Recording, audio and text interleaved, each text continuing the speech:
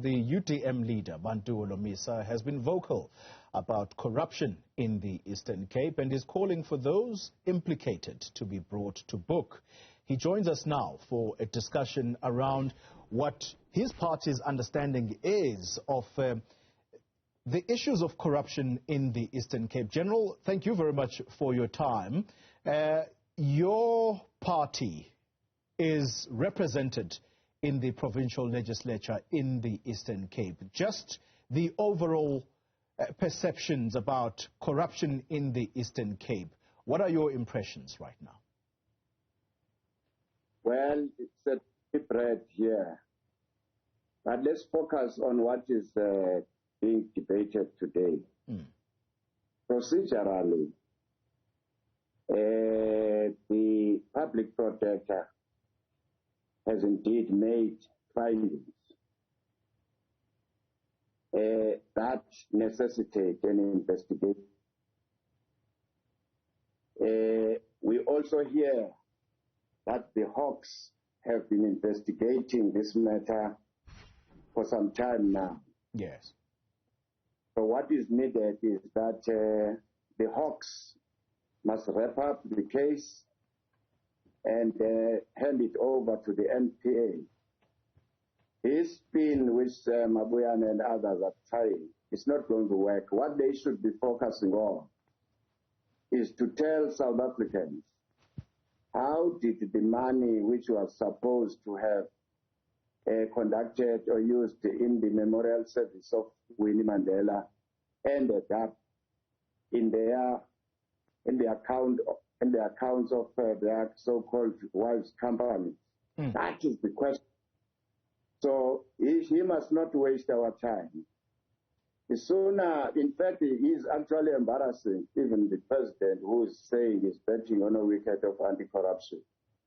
Because what he is doing has never been done before. To say the Hawks are from Free State, here in the Eastern Cape or in our areas where we live, we normally get police, special branches, Hawks coming from Cape Town, coming from Johannesburg. This is not a federal republic, young man. Understand that. Yeah. This is a youth state, so the Hawks have no boundaries.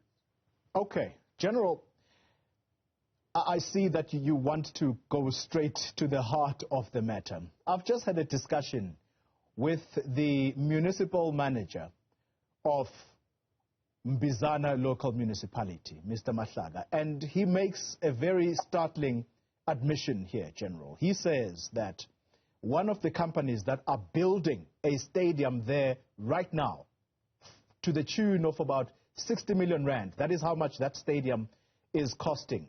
One of the directors of the companies that is involved in that stadium was, until directorships were changed, was Babalo Matigizela. And I said to him, do you find nothing wrong with that? And his answer was, no, there is nothing wrong. When you hear such comments, does it surprise you why there is so much corruption in the Eastern Cape? Firstly, the next question you should have asked was, did Babalo declare that he is involved in that company which has been awarded the tender, even before that? But be that as it may, the corruption has been surrounding, in particular, the premier, the MECs, and so on. But what nauseates many people in this country is that these exposés are not investigated to its conclusion. For instance, the Hawks, what have they been doing? Because this public protector who came up with details, don't they have police who are capable to do forensic auditing or do a paper trail? Well, the general, the person who's leading the Hawks, Mr. Holomisa, has told us that their investigations wrapped up in March, and the report is now effectively being handed over to the National Prosecuting Authority, and that there was some explanation about a certain prosecutor who would have resigned and what have you. That was the sum total of the explanation as to why perhaps there is a bit of a delay in his words.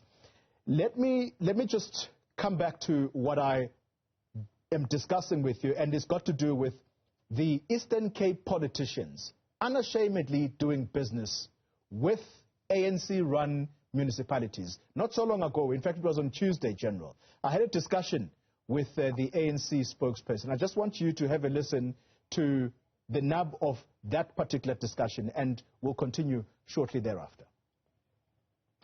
Did you get a clear explanation, Mr. Maqashela, as the leadership in the Eastern Cape, as to where the money, 450,000, came from to renovate Mr. Mabuyane's house?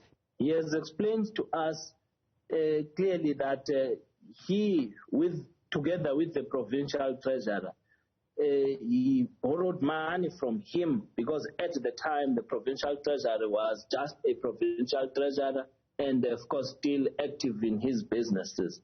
What you are telling us here indirectly is that your treasurer at the time, before he even became the MEC, as in a government worker, in his capacity as treasurer of the ANC in the Eastern Cape, he actually conducted business with some of the municipalities in that province. Is that a fact?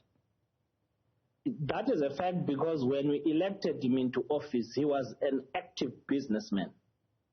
And so he unashamedly did business with the very same municipalities which are run by the ANC, by the way, these municipalities. A whole treasurer general or a whole treasurer of a province admits that he did business with ANC-run municipalities. Look, Coley, I don't see anything untoward in that, because as a person, for him to make a There's everything wrong with that, Mr. Maqashela. There's everything wrong with that, because who's to say that he did not use his political influence to get that business? Look, how long did he last in that? Because when we elected him, he was an active businessman.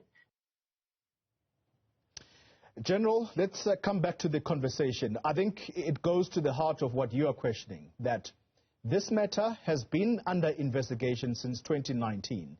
The Hawks, for them to, again, be telling us that investigations or their investigations have been concluded and they are about to hand over the report to the NPA, does that put law enforcement on the back foot, General, given what we have been told, that they are now operating with more independence after a particular era I'm not going to mention? Well, there's no doubt, but let's give a credit where it is due. The law enforcement agencies are beginning to show some teeth. But however, if I may respond to the person who was speaking here, here in the Eastern Cape, the structures of the ANC, PEC, REC, regional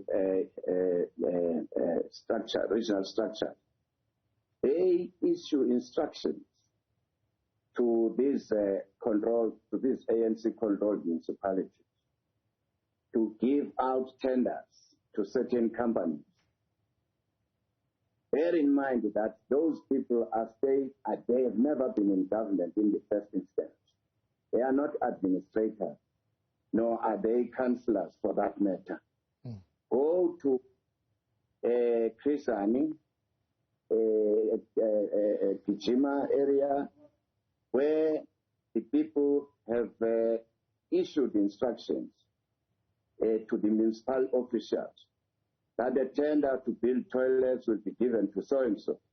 I've forwarded that information to them and also to the government institutions. But there is absolutely no action here. OR Tambo municipality, for instance, district municipality, they also get instructions from King Williamstown ANC provincial offices, from those people who have no clue, no control about this. So it's free for all. So I think Matikizela, therefore, was part of the scheme that the leaders of the ANC in that part of the world must get something. But anyway, who is a part? Even at national level, this is the same thing. The whole thing, we're wasting our time. Well, why are arrests not made, General? Because I guess this is where South Africans get really frustrated. Why have arrests not been made? It's precisely because the deployment policy of the ANC, they appoint people not on merit, but they know if they appoint a commissioner of police or a Hawks person there, things will not go according to what we would like to see. Look at the NPA. There are piles and piles of files, but they are not taking action. Piles and piles of files which are there. At one stage, they had a backlog which was over 600 dockets. Well, that's where we are going to live this discussion. Thank you very much for your time, Bantu Holomisa, as someone who speaks quite often about issues of corruption. At times, he even hands over, as you heard him say, documents to law enforcement. But things seem to be delayed. We shall see what happens next.